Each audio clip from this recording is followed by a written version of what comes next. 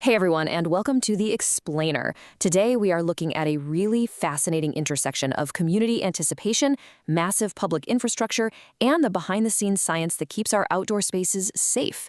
We've got a genuine local mystery that's been brewing around a new public works project up in Kingston, New York, and we're going to break down exactly how it all came together and the rigorous water quality tech the state uses to protect it. Section 1, the Kingston Swimming Rumors. Okay, let's dive right into this. For months now, there has been a massive buzz growing in the local Kingston community. People have been watching this huge transformation take place at a former industrial quarry, and the grassroots chatter has been absolutely electric. Anyone know if the quarry is open for swimming yet? Now, this exact question was pulled directly from a Kingston Reddit thread just days ago, and it perfectly captures the anticipation. Locals had heard whispers that a brand new swimming hole was supposed to open up by the 4th of July, but as the holiday came and went, the community was left scratching their heads, wondering what was going on. And, that delay naturally bred a little bit of skepticism. One Reddit user, Sandy Sadie, chimed in saying, "In my opinion, the timeline felt overly ambitious. I'm predicting summer 2027, but hopefully I'm wrong." Which makes sense, right? When you're dealing with transforming an old industrial quarry into a pristine public park, it is so easy to assume the absolute worst about construction delays. People really thought they were going to be waiting an entirely extra year just to take a dip. Section 2. Welcome to Lake Sophia. Well, spoiler alert for all the skeptics out there, that 2027 prediction was definitely wrong. We are thrilled to report the big news here. The highly anticipated swimming area is officially opening tomorrow, July 17th, 2026. The very second the official Chronogram magazine announcement hit the forums, the mood flipped instantly. You can literally hear the pure community excitement captured right here by Reddit user Swermato, who said, "Such an amazing addition to Kingston, can't wait." This is just a massive win for the locals who had been dreaming of this new swim spot all year long. So what exactly is this amazing addition? Let me formally introduce you to Lake Sophia. It is a gorgeous, spring-fed quarry lake that has been completely transformed into a public swimming destination. It sits within the newly developed Sojourner State Park, which reclaims over 500 acres of Hudson River shoreline. And, beautifully, Lake Sophia is actually named in honor of the 19th century African-American abolitionist and suffragist Sojourner Truth's daughter, Sophia. It really grounds this incredible natural geography in some deep, important historical significance. Section 3. Building a massive oasis. Now, to truly understand why there was so much chatter about this, you have to wrap your head around the sheer scale of the project. This is not just a cleared-out pond. This is the very first new New York State Park swimming facility built in over 20 years. And obviously, a project of that magnitude requires some serious investment. $75.6 million to be exact. That is the total budget for the park's massive build-out.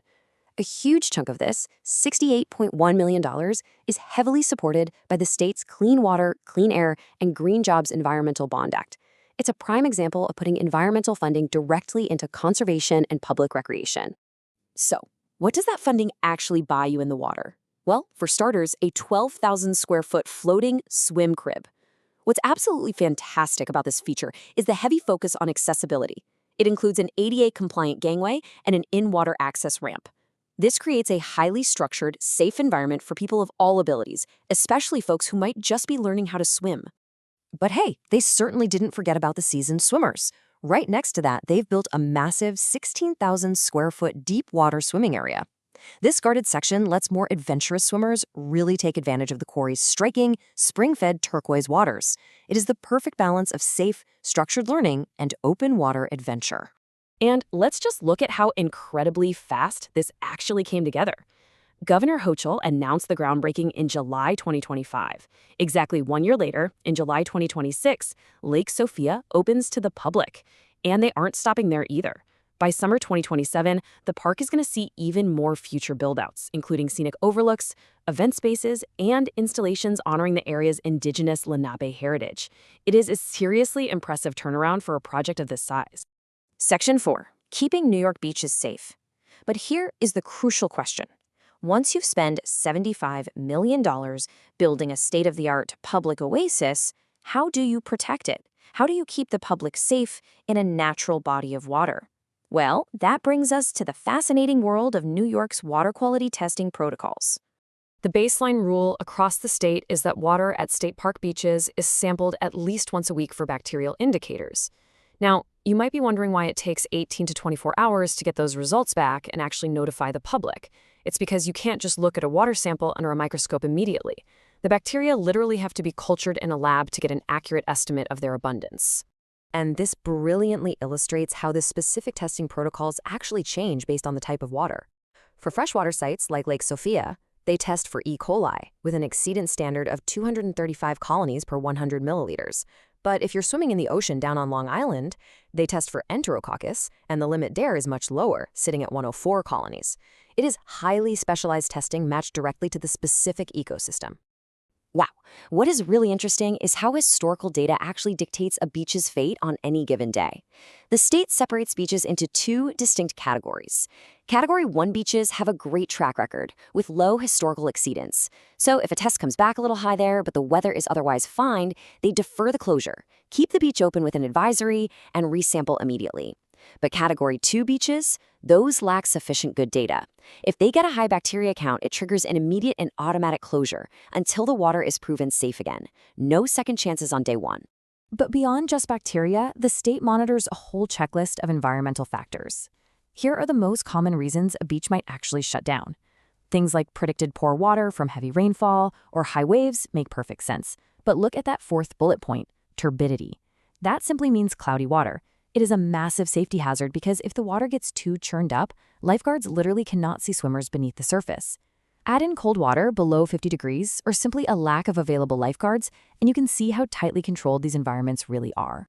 Section 5, Alternative Kingston Swimming Spots. Because let's face it, natural water is inherently unpredictable. If Lake Sophia hits capacity or if it has to close for a day due to turbidity from a random summer storm, what do? Where else can locals go? Let's bring this right back to the Kingston viewer. Thankfully, the area is rich in options. Right in town, you have Kingston Point Beach. This is a premier, highly accessible alternative just a short drive away from the quarry. And unlike Lake Sophia, which is spring-fed, Kingston Point Beach offers swimming right in the historic Hudson River itself. Let's take a quick look and see how Kingston Point Beach builds out the recreation landscape. It isn't just a backup plan, it is absolutely a destination in its own right. Along with river swimming, it boasts a kayak and boat launch, a playground and pavilion, a fenced dog area right across the road, and even a brand new 9-hole disc golf course.